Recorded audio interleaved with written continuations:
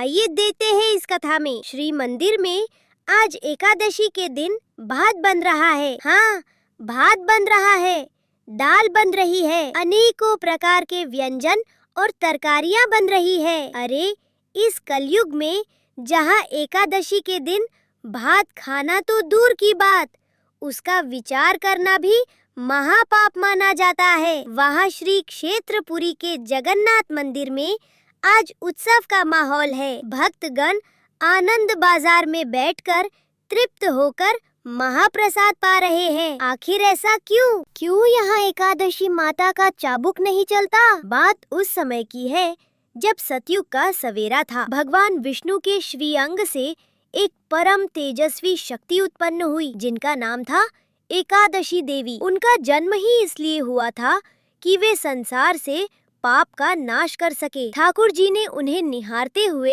एक विशेष वरदान दिया। बोले, देवी, महीने में 2 दिन तुम्हारा राज चलेगा। जो भी मनुष्य उस तिथि पर अन्न, विशेषकर चावल पाएगा, उसके सारे संचित पाप उस अन्न में समा जाएंगे, और जो तुम्हारी शरण में रहकर व्रत करेगा उसे साक्षात मेरा धाम प्राप्त होगा। एकादशी माता जो थी, उन्हें अपनी इस शक्ति पर बड़ा गर्व हो गया। हो भी क्यों ना, तीनों लोकों में उनका भय था, स्वर्ग हो या पाताल। उस दिन कहीं चूल्हा नहीं जलता था। पापी से पापी मनुष्य भी एकादशी के दिन चावल को छूने से कांपता था। अपनी विजय पताका फहराती हुई अहंकार में डूबी एकादशी माता एक दिन नीलांचल धाम यानी हमारे जगन्नाथपुरी पहुंची। जैसे ही उन्होंने मंदिर के सिंह द्वार में अपना पहला कदम रखा, उनको लगा कि शायद वे रास्ता भटक गई हैं। उनका दिमाग चकरा गया। आज एकादशी की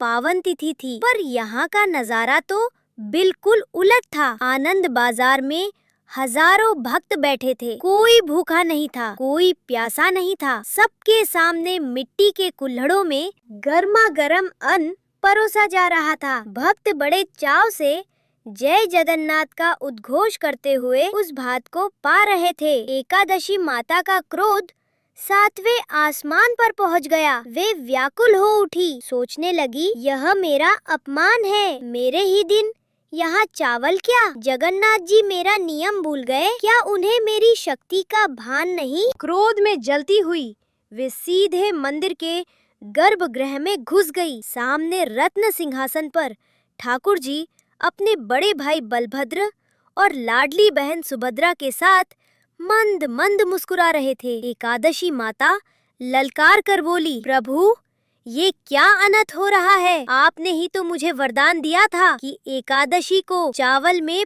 पाप पुरुष का वास होगा। तो आज आपके इस धाम में ये पाप की गंगा क्यों बह रही है? रोकिए इन भक्तों को, वरना मेरा श्राप सबको भस्म कर देगा। ठाकुर जी ने बड़े प्रेम से देखा और शांत स्वर में बोले, देवी, शांत हो जाओ। तुम देख रही हो, वो साधारण चावल नहीं है, वो कैवल्य है, वो मेरा महाप्रसाद है। ये साक्षात मेरी जूठन है, और मेरी जूठन में कभी कोई पाप निवास नहीं कर सकता। इसके सामने कोई तिथि, कोई नक्षत्र, कोई नियम बड़ा नहीं है। परंतु एकादशी माता का अहंकार जो था वो बहुत बड़ा हो चुका था। उनको लगा कि भगवान केवल अपने भक्तों का पक्ष ले रहे हैं। वे जिद पर अड़ गईं। बोली, नहीं प्रभु, नियम तो नियम होता है। अगर सारी दुनिया चावल नहीं पा रही तो पूरी में भी कोई नहीं पाएगा। मैं अभी जाकर उन भक्तों के पत्तलों से वो अन्न छीन लूंगी। जैसे ही एकादशी माता पलटी और उन्होंने महाप्रसाद को रोकने के लिए अपना हाथ उठाया, तभी अचानक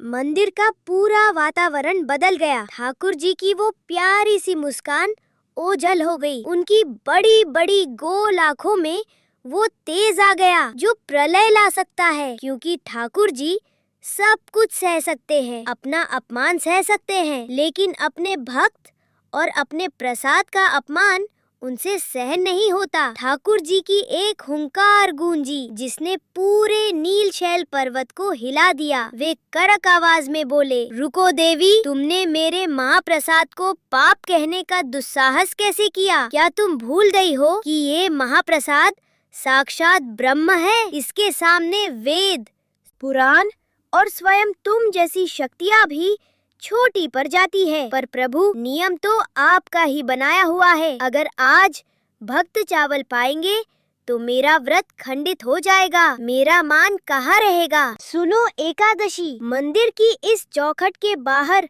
पूरी दुनिया में तुम्हारा ही राज चलेगा। वो जो भी अन्न पाएगा उसे निश्चित ही पाप लगेगा। लेकिन ये श्री क्षेत्र है, ये मेरी पुरी है। यहाँ केवल एक ही नियम चलता है, प्रेम का नियम। यहाँ मेरे हाथ से निकला हुआ एक एक दाना अमृत है। यहाँ तुम्हारा कोई बस नहीं चलेगा। लेकिन एकादशी माता फिर भी नहीं मानी। वे बोली, मैं ये अन्याय नहीं होने दूंगी। मैं इसी सिंह द्वार पर खड़ी रहूंगी और जो भी भक्त यहाँ महाप्रसाद पाएगा मैं उसके सारे पुण्य छीन लूंगी। अब ठाकुर जी का धैर्य समाप्त हो चुका था। उन्होंने अपनी योग माया का आह्वान किया। बोले, तुम्हें अपनी शक्ति पर बहुत अभिमान है ना? तो आज से तुम्हारी ये शक्ति इस मंदिर की 4 दीवारी के भीतर शून्य हो जाएगी।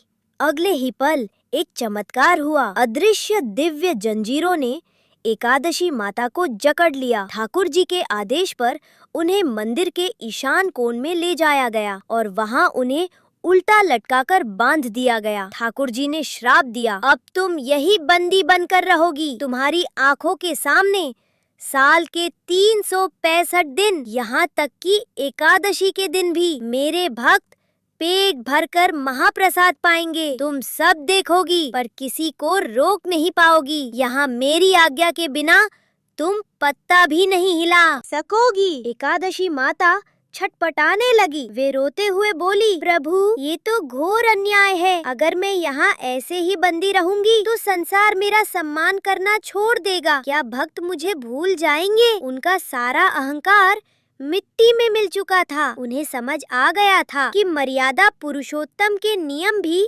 उनके प्रेम के आगे हार जाते हैं। ठाकुर जी जो करुणा के सागर है, उनका दिल पसीज गया। सजा तो मिल चुकी थी पर वे तो भक्तवत्सल है। उन्होंने बंदी बनी हुई एकादशी माता के पास जाकर एक अनोखा समझौता किया। ठाकुर जी बोले, देवी घबराओ मत, मैं तुम्हारा अपमान नहीं होने दूंगा। आज से एक नई रीत चलेगी। पूरी में एकादशी के दिन भक्त पेट भरकर महाप्रसाद पाएंगे। उन्हें कोई पाप नहीं लगेगा। लेकिन तुम्हारे सम्मान की रक्षा के लिए वे उस महाप्रसाद को पाने से पहले अपने मस्तक से लगाएंगे, उसे दंडवत प्रणाम करेंगे और मन ही मन कहेंगे, हे एकादशी माता, यह साधारण अन्न नहीं, प्रभु का प्रसाद है। मैं इसे प्रभु की आज्ञा मानकर ग्रहण कर रहा हूँ। मेरा व्रत खंडित ना हो। एकादशी माता इस सम्मान से प्रसन्न हो गई। उन्होंने वचन दिया, प्रभु, जो भी भक्त